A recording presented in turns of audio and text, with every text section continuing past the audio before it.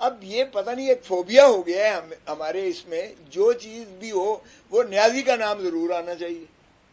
ओ भाई, ओ भले जो मर्जी करो, लेकिन फॉर गॉड सेक जो असल मुल्जिम है उनको पकड़ो, और फिर उनके सहूलतकार कौन है उनसे पूछो। ये तो अजीब बात है, आपने उसको लाके खड़ा कर दिया लंबे को और उसकी प्रेस कॉन्फ्रेंस कर दी।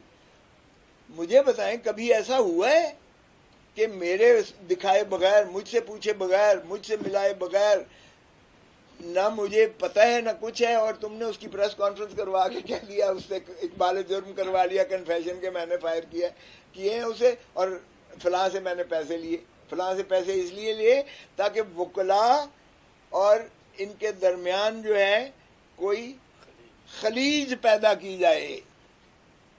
यानी बजाय इसके कि जो आपने देखा कि उस दिन मैंने तकरीर की थी, जिस दिन 15 तारीख को हमारा लॉयर्स कन्वेंशन था, सारे पाकिस्तान के वकला के नुमाइंदगान आए हुए थे, सुप्रीम कोर्ट के बार के सदर आबिद जुबैरी साहब और लाहौर हाई कोर्ट बार के सदर इश्तियाक खान साहब, उनकी वदीयत में वो एक पाकिस्तान सारे का इज्तिमा था वकला का।